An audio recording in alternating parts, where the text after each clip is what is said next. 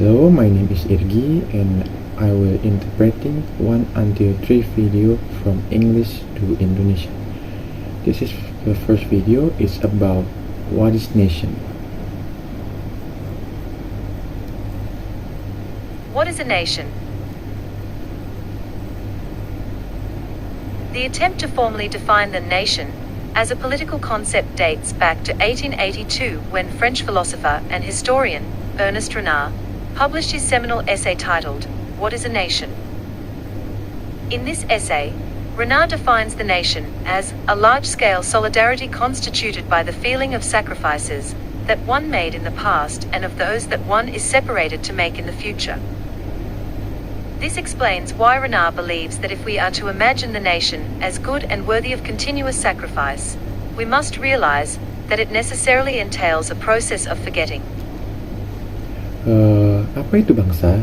Upaya untuk mendefinisikan bangsa secara formal sebagai konsep politik sudah dimulai sejak tahun 1882 ketika filsuf dan sejarawan Perancis Ernest Renan menerbitkan esai pentingnya yang berjudul Apa itu Bangsa. Dalam esai ini, Renan mendefinisikan bangsa sebagai solidaritas besar yang terbentuk dari perasaan pengorbanan yang telah dilakukan di masa lalu dan pengorbanan yang siap dilakukan di masa depan. Ini menjelaskan mengapa Renan percaya bahwa jika kita membayangkan bangsa sebagai sesuatu yang baik dan layak untuk terus diperjuangkan pengorbanannya, kita harus menyadari bahwa ini pasti melibatkan proses melupakan. This is because, for Renard, the efforts to obtain national unity, either in the name of civic or ethnic nationalism, involve acts of violence and subsequent forgetting. Based on the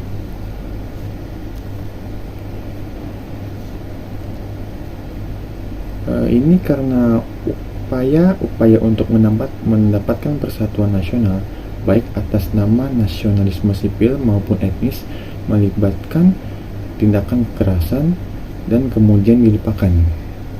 to obtain national unity, either in the name of civic or ethnic nationalism, involve acts of violence and subsequent forgetting.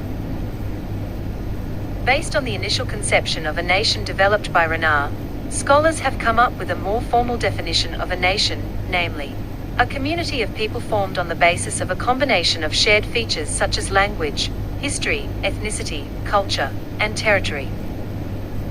Put differently, a nation is the collective identity of a group of people understood as defined by language, history, ethnicity, culture, and territory. And for this reason, a nation is generally more overtly political than an ethnic group. In fact, many scholars considered it as a fully mobilized or institutionalized ethnic group.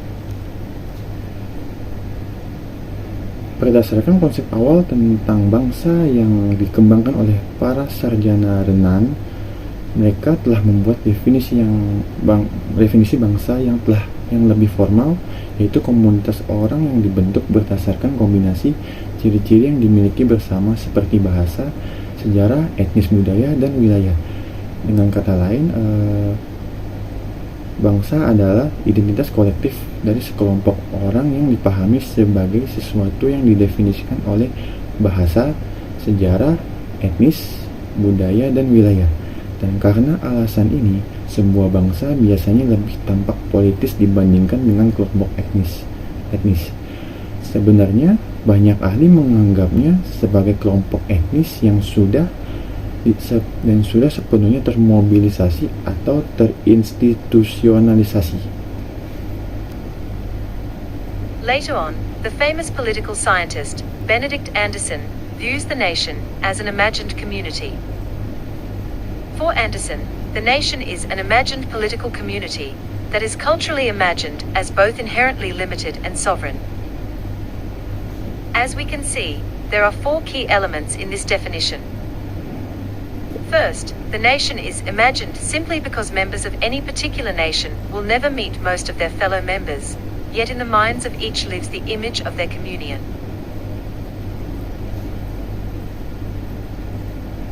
Kemudian ahli ilmu politik terkenal Benedict Anderson melihat bangsa sebagai komunitas yang dibayangkan. Bagi Anderson, bangsa adalah komunitas politik yang dibayangkan secara budaya, yang secara inheren terbatas dan berdaulat. Seperti yang bisa kita lihat, ada 4 elemen kunci dalam definisi ini. Pertama, bangsa itu dibayangkan karena anggota dari suatu bangsa tertentu tidak akan pernah bertemu dengan sebagian besar anggota lainnya, tapi di pikiran masing-masing tertinggal gambaran tentang kebersamaan mereka. Second, the nation is imagined as limited because it has finite, yet sometimes elastic, boundaries, beyond which other nations lie.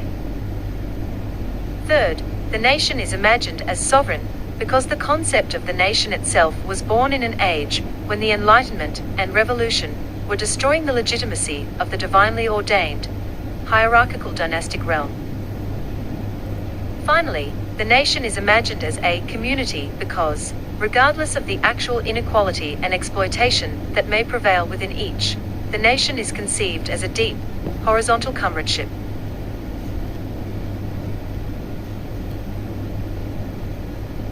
Kedua, bangsa itu dibayangkan sebagai terbatas karena memiliki batas yang pasti, meskipun kadang bisa meluas di luar batas itu ada bangsa lain. Ketiga, bangsa itu dibayangkan sebagai berdaulat karena konsep bangsa itu sendiri lahir di masa ketika pencerahan dan revolusi terjadi, menghancurkan legitimasi kerajaan dinasti hierarkis yang diterapkan secara ilahi. Dan yang terakhir, bangsa dibayangkan sebagai sebuah komunitas karena terlepas dari ketidaksetaraan dan eksploitasi yang mungkin terjadi di dalamnya. Bangsa dipahami sebagai persahabatan sejati yang mendalam dan setara antar sesama.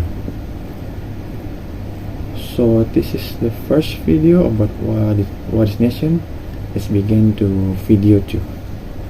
So this is video 2. It's about what is syntax.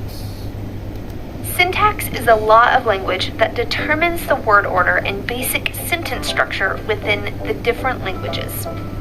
Each language has a specific syntax that tells the speaker and the listener which parts of the sentence come first to help them make sense of what's being said.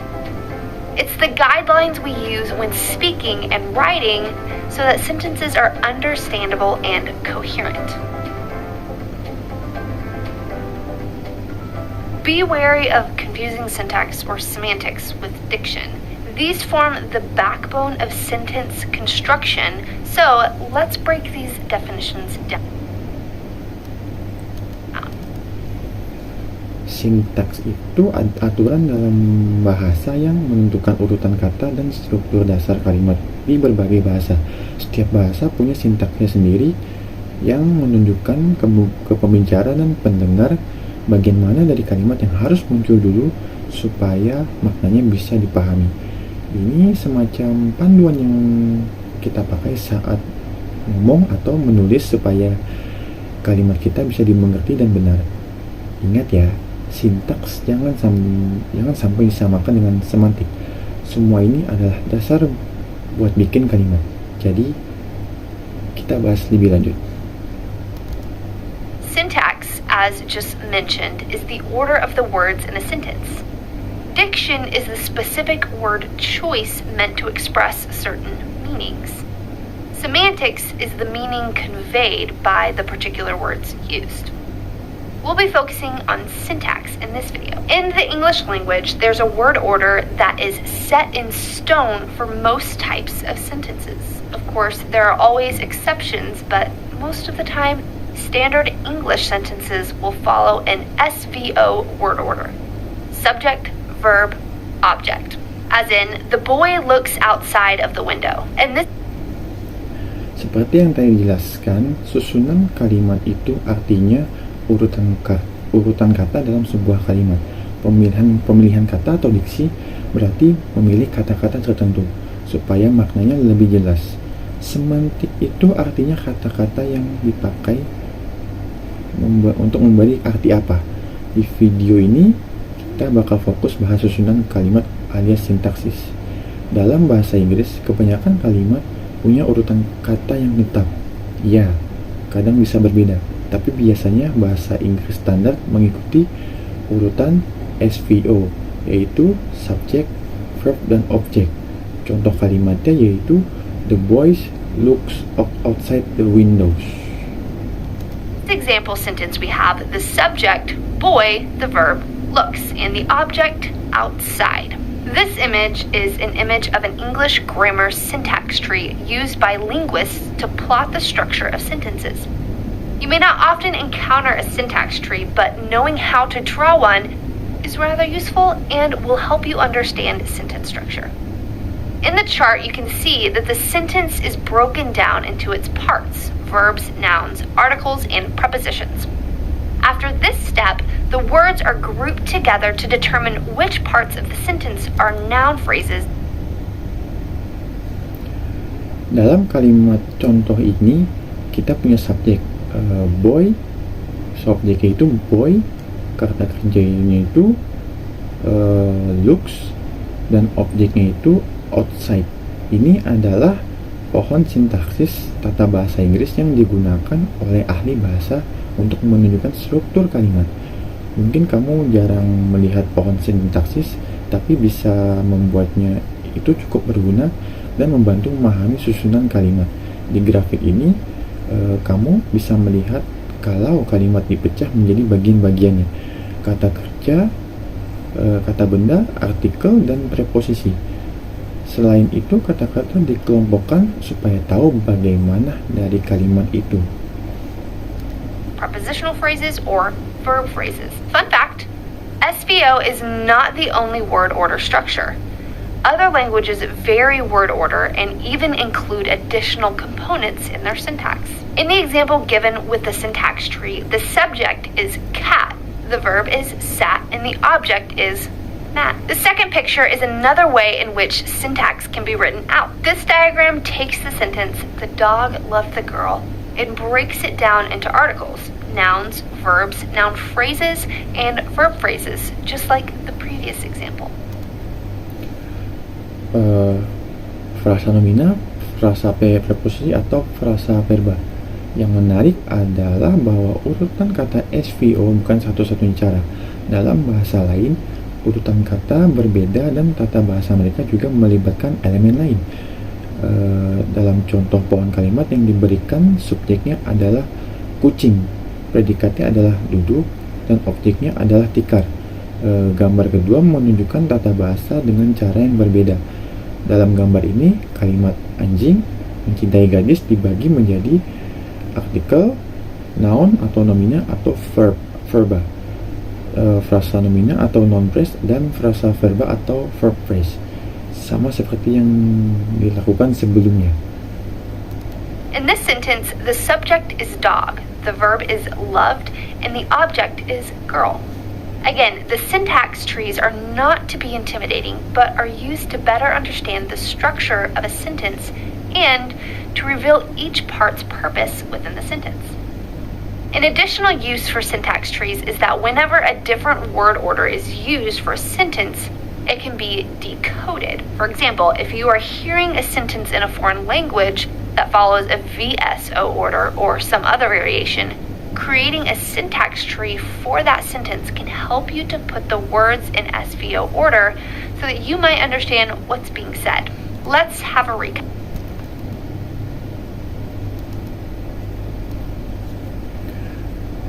Misalnya di kalimat ini subjeknya adalah anjing, predikatnya adalah mencintai, dan objeknya adalah gadis. Tapi jangan takut lihat mohon struktur kalimat. Itu cuma membantu kita lebih paham struktur kalimat dan jelasin fungsi tiap bagian. Keuntungannya lagi, kalau kata-kata kalimat diubah urutannya, kita bisa gampang ngerti dan dengan bikin diagram kayak contoh di atas. Contohnya, bayangin kamu dengan kalimat dalam bahasa asing punya urutan VSO atau bentuk lain. Membuat pohon sintaksis untuk kalimat itu bisa membantu kamu menyusun kata-kata dalam urutan SVO supaya kamu bisa paham apa yang sedang dikatakan. The variation. creating a syntax tree for that sentence can help you to put the words in SVO order so that you might understand what's being said. Let's have a recap. 1. Syntax is the sentence structure. 2. Diction is the choosing of words to relate a certain meaning. 3. Semantics is the meaning that is expressed from the words used. 4. Syntax trees are a neat graphing tool to chart sentence structure and make sense of word order and how it's functioning in the world of English. Thanks for joining. Yuk kita ingat lagi. Poin pertama, sintaksis atau sintaks artinya struktur kalimat. Poin kedua, diksi artinya pemilihan kata yang tepat supaya maksud tertentu bisa disampaikan. Poin ketiga, semantik artinya makna yang keluar dari kata-kata itu. Dan poin terakhir, pohon sintaksis adalah alat grafis keren yang menunjukkan struktur kalimat dan membantu memahami urutan kata serta cara kerjanya. So this is video 2. Let's begin to last video 3. So this is the last video. It's about what is coronavirus.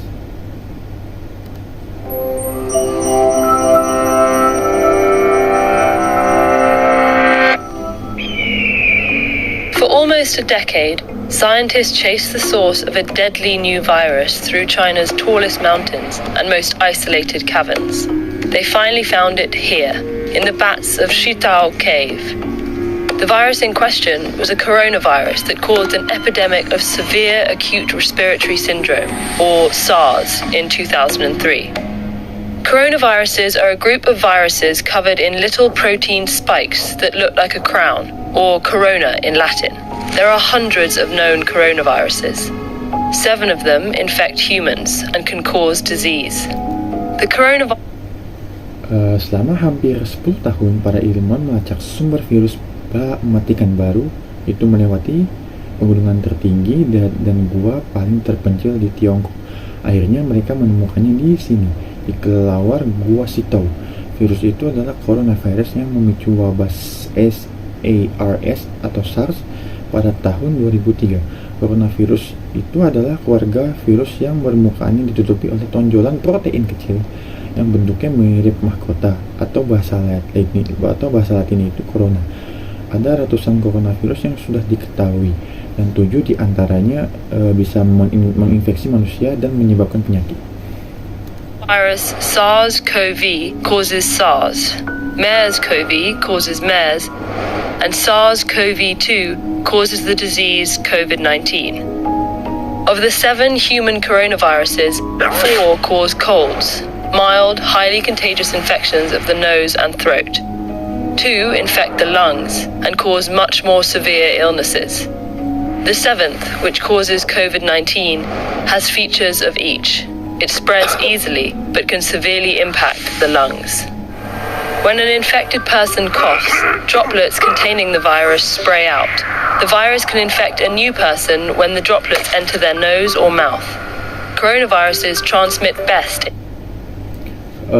Virus corona SARS-CoV menyebabkan SARS, MERS-CoV menyebabkan MERS, dan SARS-CoV-2 menyebabkan COVID-19. Dari 7 virus corona yang bisa menginfeksi manusia, 4 diantaranya menyebabkan flu biasa, infeksi ringan, dan sangat menular di hidung dan tenggorokan. 2 virus lainnya menyerang paru-paru dan menyebabkan penyakit yang jauh lebih serius.